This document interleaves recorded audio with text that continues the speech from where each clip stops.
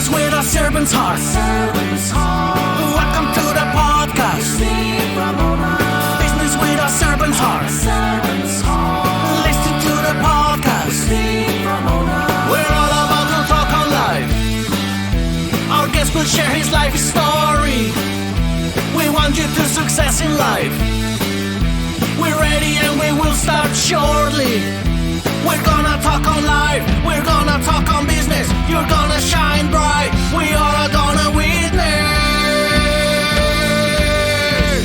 Business with a servant's heart. Welcome to the podcast. Business with a servant's heart. Listen to the podcast.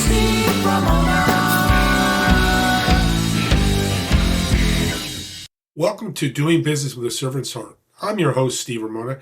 Every episode is an invitation, a reminder that business and life isn't just about profit, it's about purpose. It's about showing up with a servant's heart in every deal and every decision, every day to make a powerful impact on others. Today's guest is going to light you up. You'll be motivated, you'll be challenged, and most importantly, you're going to walk away with tools that inspire action both in your life and the lives of others. Audience, here's your homework. How will you serve yourself and others today? Doesn't have to be a big impact. Even a small act of kindness or courage can change the game. So lean in, take notes. Shout out to my two sponsors, A Mind for All Seasons. Your brain is your greatest competitive edge, and it deserves to perform like one. Want to think faster, remember more, and stay focused longer? Just text the word optimize to 72000. Optimize to 72000 and get instant access to 6 short, powerful videos, each just 3 to 5 minutes, that reveals simple strategies to unlock peak mental performance. Because when your brain is clear, your business grows. And Epic Impact, the storytelling system that helps your message connect and convert, it's just 4 steps. Engage, persuade, inspire, close with clarity. I use it every day for all my messages. Try it free at epicimpact.ai with code STEVE. Change your messages, change your results. Excited to announce Doing Business with a Servant's Heart podcast was named top 6 in small business marketing. Thank you all of you, my guest and my audience. You've impacted so many people. Let's continue doing that.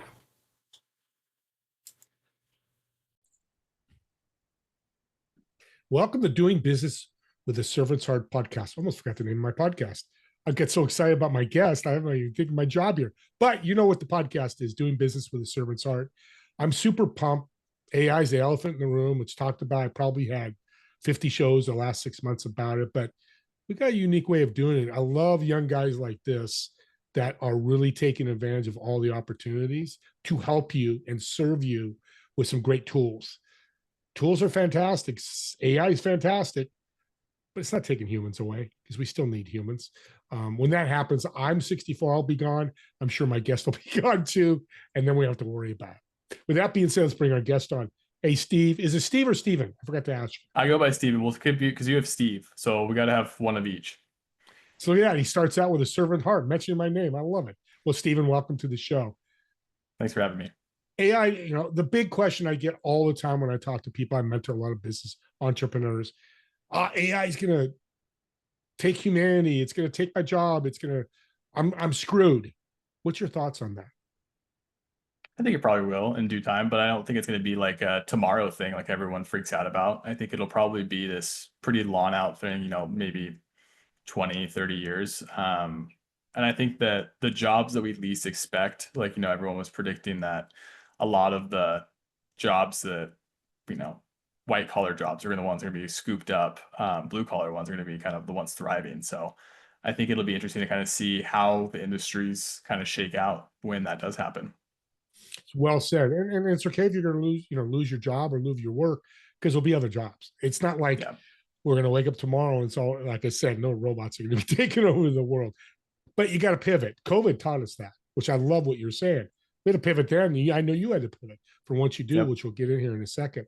So I found a phrase. I hope this is right, but ROI focused SEO in 60 seconds. That caught my eyes. Tell me more about that. Yeah, I mean, at the end of the day, like, every marketing strategy has to be ROI focused. And so that's kind of the name of the game. And that's kind of how we started TrioSEO, our agency. And we've been building businesses of our own as entrepreneurs for over a decade combined. And we know what it takes to succeed and how we go about that. And so we apply a lot of those same strategies that we've been building with our own companies that we've used to exit and scale businesses of our own. And now we get to pretty much roll them out onto clients. It's a lot of fun. Yeah. It's interesting because you're probably started at 12 because you're 22 now. That's a pretty young age. I'm kidding. He's a little bit older than that, but he looks very young, which is great. So, reason I brought that up, Tim Tebow uses ROI in a different form. We all need return on investment. That's if we don't get income, company fails. COVID again taught us all that. He talks about return on impact. Now, he comes from the faith area, but this is also with business.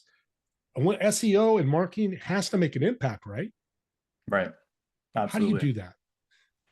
I think the biggest thing is keeping your users engaged. It's so hard nowadays when attention is so scarce. I mean, it's definitely becoming the most valuable asset out there. Yeah. And so I think people who are expecting the same tips and tricks and strategies to work the same as they did 10 or 15 years ago, kind of banging their head against the wall, are going to die out as they should.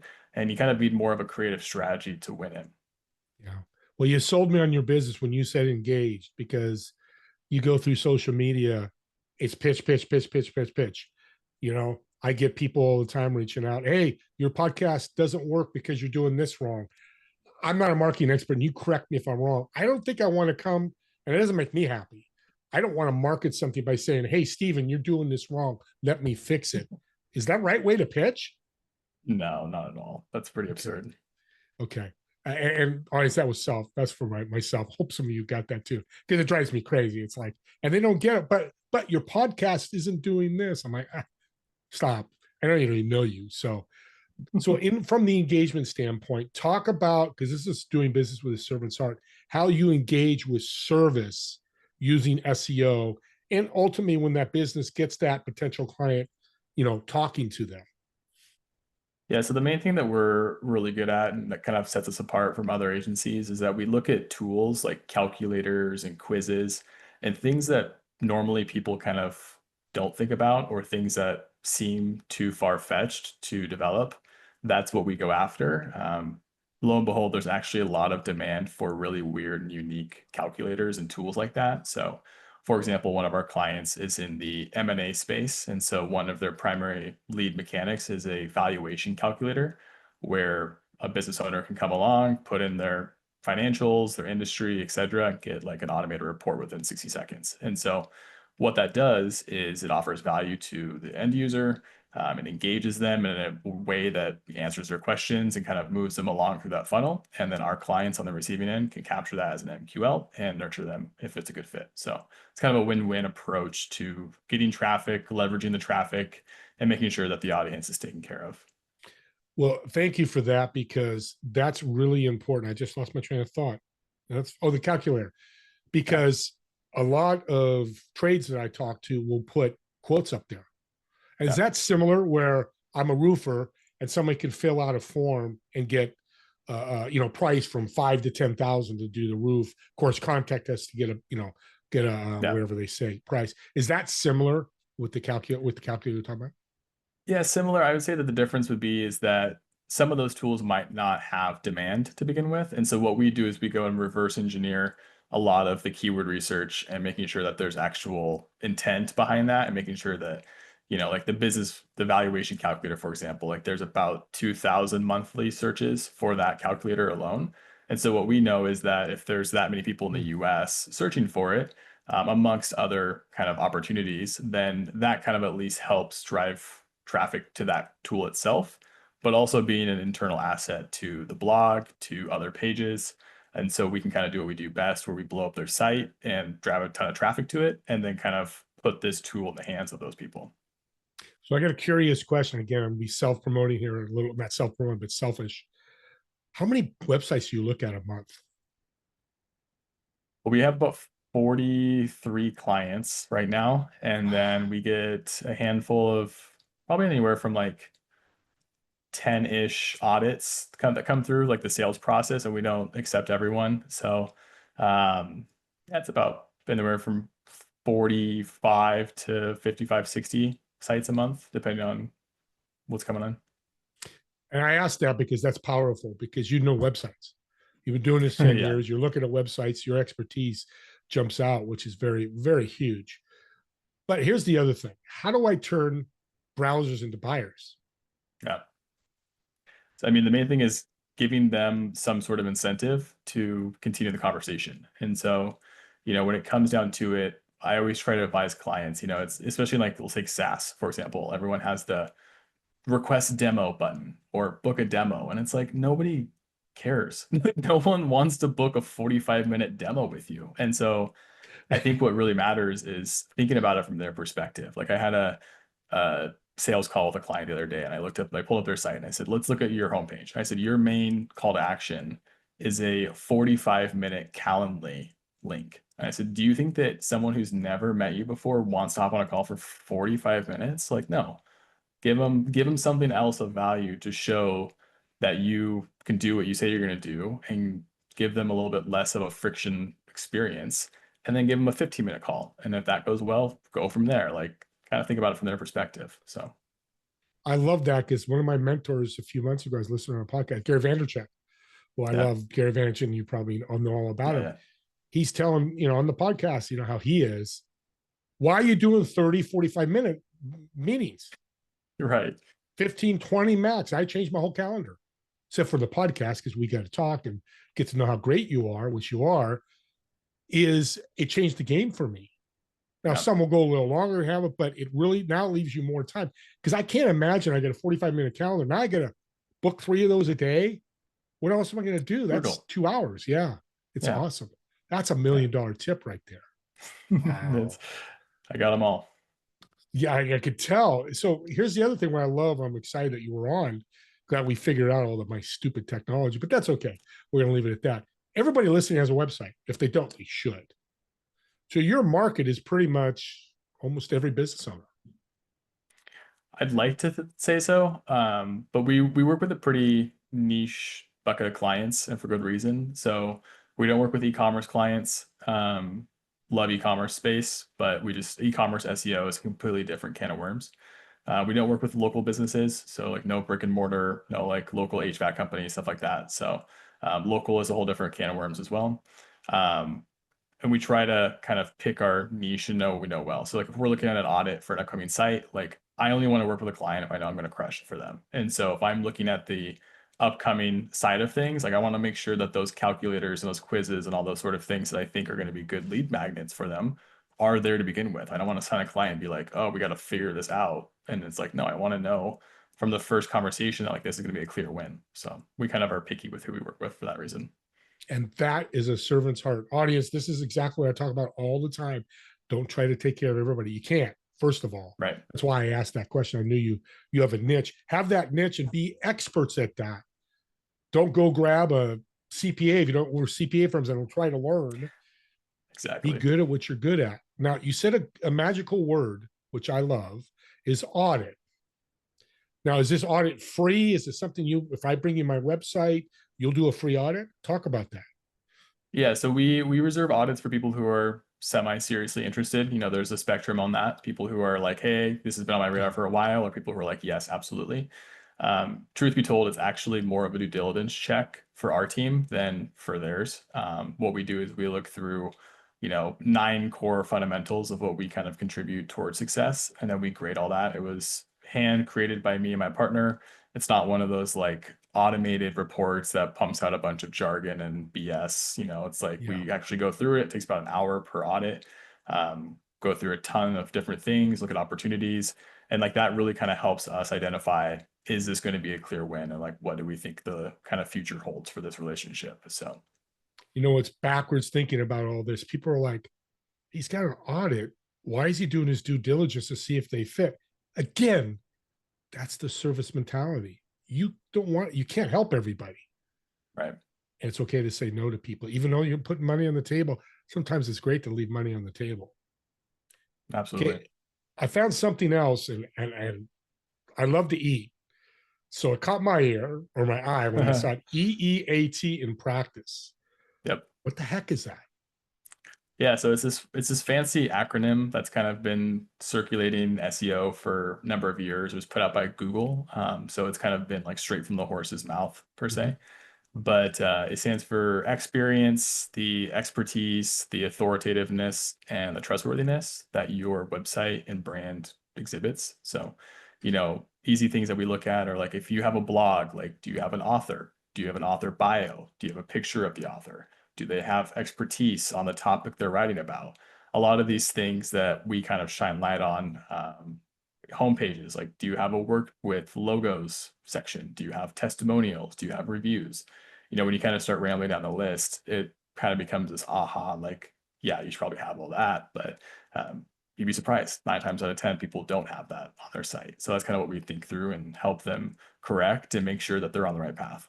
Yeah, that's great. Funny acronym, but I like it. Like I said, we like to Right. eat. You Just remember remember it, that's how eat. it works. Add Yep. the extra E for eat. Hey, I just made Yep. something else. Look at that. So let's get the elephant in the room, the AI. How do you incorporate AI with your SEO? Because it's changed. We talked about before the show. Google has changed a lot, especially in the last 10 years. So how do you incorporate AI? Yeah, so as a tool, we don't actually use AI for like writing content. We have a big team of human writers, believe it or not, and write like editors and Right. such like that. When it comes to ranking on AI, I think that's the biggest change that we're starting to see in the industry, where many of our clients are starting to get trickles in of traffic from places like ChatGPT, Perplexity, and the like. And so all of those large language models that we're using nowadays are actually starting to become a secondary search engine next in line to Google and Bing. Obviously, Bing is smaller than Google, and Google is still the powerhouse player amongst all of everyone. But yeah, I mean, it's not going to be long until people are just completely using ChatGPT for all of their searches and driving traffic to businesses. And so that's kind of what we're looking to optimize is for that second wave of like SEO 2.0. So I love that you use human writers. An audience, if you're worried about AI and humanity, this is the place you need to go. So you know, okay, so that's interesting. So when I go to ChatGPT and I type in, because you use trades, what's the best plumber? Right. It will go out. Oh yeah, because it does go out to the internet. See, I'm learning something new.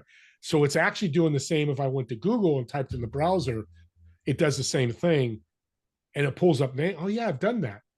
Yep. Boy, I've just got an aha moment. Thanks for the aha moment. Yeah, it gave me a Exactly. list of a whole bunch of stuff, and so you can actually. Let me use the right word. I want to say manipulate. What's the word I want to use? You can make that where I'm on that list if somebody does a Chat GPT search. So we can't optimize it, which I think is probably the word you're looking for, Yeah. but there's a lot of like known trade strategies, I guess, in how you can optimize for search engines like Google and Bing and Yahoo, etc. The LLM landscape, like ChatGPT, is still very, very unknown. Um, I wish I had the answers to that. It would make my life a million times easier. But from what we can see, the biggest overlap is just very strong SEO. So if you have all of the, checklist of sorts when it comes to the basic fundamentals of what you should have, keywords, authority, EAT, all that sort of stuff, that's kind of the overlapping kind of Venn diagram that contributes toward a lot of that success in places like ChatGPT. Yeah, that's interesting. And that's only going to grow, as you said. Next year, it's going to Right. be much more abundant than it is now because more people are going to Chat GPT. So, can you give us, you've been 10 years, I'm sure you have a ton of testimonials, a great testimonial of a client that used you and kind of the ROI, the metrics that increased when they used your service? Yeah, I think the main thing is like first one comes to mind is that M&A. That's definitely the Oh, one okay. that Yeah. I think is easier to tap into just for the sake of example. But yeah, I'm actually in the process of starting to update their case study. We have a case study on their site, and they've been with us for a little over 2 years, SEO wise, and they came to us bare bones site, nothing. I wrote the case study about a year ago, and they were getting I think it was in the ballpark of like 50 leads a month from the calculator. Ooh, And I'm about to update it because now they're getting 50 a week. So it's wow. some pretty amazing stuff. And they've been signing annual agreements with us for good reason. So it's been Yeah. great to kind of see the value and the benefits that they're seeing from the work and strategy come to life. So that's kind of where, we see time and time again, like let's just rinse and repeat this strategy. It works well. Now, The next question a lot of people may ask you, I know have asked me, is okay, great, they're getting 50 a week, but what's the conversion? I know you don't Yeah, have control over it because it's their sales team. You're not selling it, but do you know what their conversion is at the 50 a week? I don't. And I think that it Okay. also is important to say that the industry does matter. You know, M&A space, you get a couple few deals, like that makes sense for the business overall.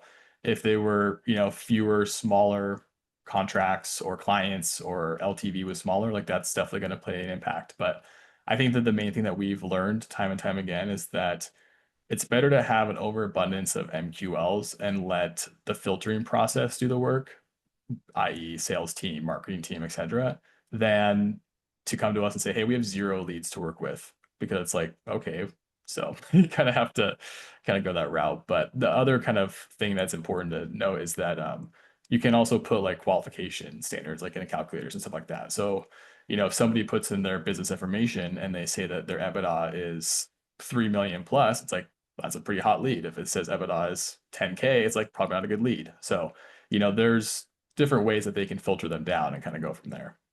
Yeah, data is gold. It's the new gold. Exactly. And that's a part of, not, probably a big part of what you do is bring me data. Even if they don't Yep. sign on, I get all this data that I can use again with AI to disperse that data. I can see where I'm going wrong, and you can work together with me and my company. What do you think well, let me ask you this. Content delay, decay, I've heard before that phrase. Is that telling me that websites need to change at a periodic basis? Or can I keep the same website for 10 years and go, I'm going to kill it with this website? You can keep the same website. I advise people to like, you know, not change the domain, don't change your URL or anything like that. But if you have a blog and say you posted a blog 2 years ago, the lifeline of that is pretty slim. I would say that, you know, you probably want to update your content about every 6 to 12 months. So depending on the frequency or how much content we're rolling out for a client, we usually do biannual updates. So like we'll have 2 months Okay. out of the year where we just strictly update content just in order to keep it fresh. And it doesn't mean full rewrite, but maybe there's some trends that have come out or some new industry statistics that we need to update or tables that we need to add in, charts, frequently asked questions, like who knows. But yeah, Google loves fresh content and has incentive to show users the best, fresh, most hot topic. And so you kind of want your website and your content to represent that. And your business is going to change in a year. A lot of Exactly. businesses change what you do, where you pivot. Again, go back to COVID. A lot of businesses are doing different today what they were doing back in 2020. Yeah, What's the absolutely. future of websites? What do you see going to change? It's a great question. I think that the lead mechanics are going to be increasingly more difficult because I think that as things like ChatGPT enter the conversation, what we're seeing is that leads who come from ChatGPT are much more high intent. So they actually convert better because they've already done a lot of the research. And I think that when it comes to the website stuff, there has to be so much trust built in because everyone is going to think it's AI. Images can become AI, videos are AI. And so I think that there really has to be, you know, size dependent of company, of course, asterisks on my future sentence, but personal brand is always the thing that comes to mind. Like on our website, you'll see images of us and my partners. You'll see us, you know, we had a fun photo shoot day, but you can't AI those photos. You probably can, but like they know us from LinkedIn. You know, we have a combined like 200,000 followers on LinkedIn. Everyone kind of knows us in that space. They come to our website, they see the same faces, so on and so forth. So I think that trust is everything, especially as we're kind of moving into this era of second guessing everything and not really knowing what's real and what's not.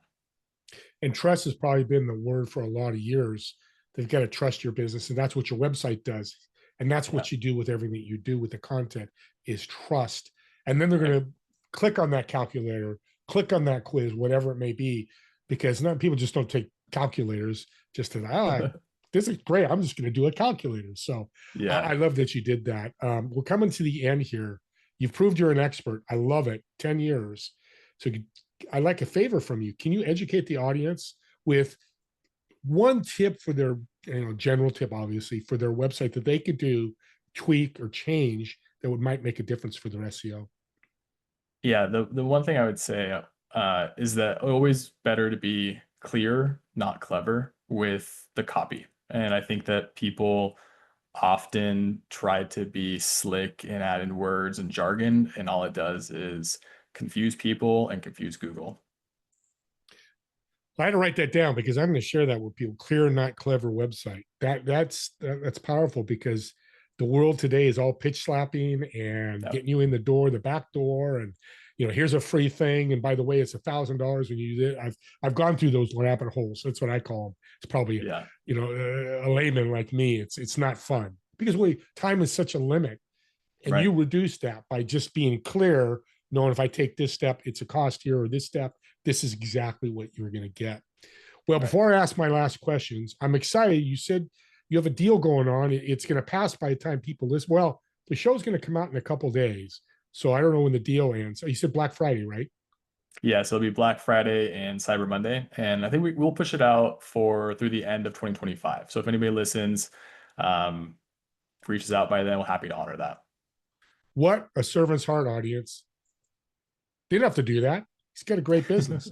But you know what? Giving discounts and free stuff is huge. And do you have anything on your website that people can go? Well, we'll get your website in a minute. I'll ask that. So let's ask a fun question. Get out of business, get out of that business mode. Let's do some improv. So I've got a table at a restaurant reserved for you. Me and you will sit at the table. What I want you to do, who would you invite, whether dead or alive, that you've always wanted to talk to? And I think more importantly, because I'm sitting there, what food would you order? Mark Cuban is probably one of the top people I love talking to. I think that he's a great entrepreneur and he's doing very, very forward-thinking stuff for healthcare. Like I love what he's doing with costplusdrugs.com. I think that he's just a great guy. Food-wise, really kind of odd take, but I think a really good like Cobb salad or like a really hearty salad is just hard to beat. So a good fresh. And last night, so you're talking my language. So, and Mark Cuban, exactly who I want to meet. So you were in line there. How about two other people? Let's see here. I would say two other people. I would say really pulling my arm on this one. There's so many people. Some of it pops in your head, I know I could tell it's you have a lot of mentors like I do. Yeah, I'd say definitely Gary Vaynerchuk is up there.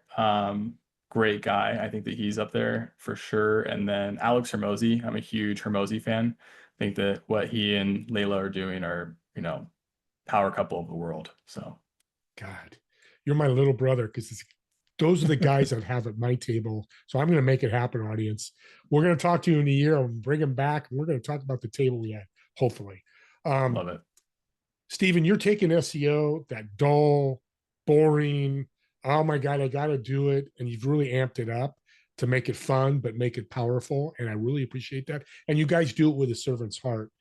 I know people listening want to reach out to you and connect with you. How can they do that?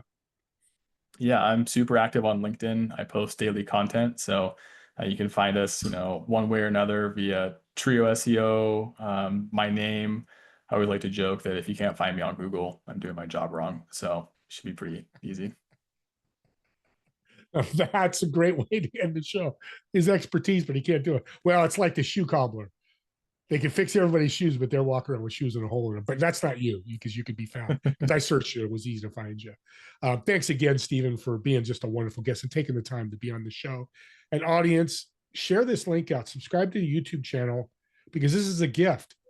Everybody has websites, and you're listening, and you're talking to people like, I need to find a way to bring more revenue in. Hello, ding, ding, ding, ding, right here. Because you already have the website. You just need Steven to help you with that. So share it with people, because that's the biggest gift you can give them. They reach out, they listen, they love Steven, they reach out. Maybe they become a client, or maybe they get a few tips. Either way, I'm going to be happy. I know Steven will be happy. I'm actually going to speak for him on this, because we will, but we're making an impact. And that's what this podcast is all about. Let's make more of an impact. And any other podcasts that you listen to, they're all gifts when it's the right person. With that being said, me and Steven want to thank all of you for watching or listening to this podcast. And we'll see you all in the next episode of Doing Business with a Servant's Heart. Have a great day, everyone. Thank you.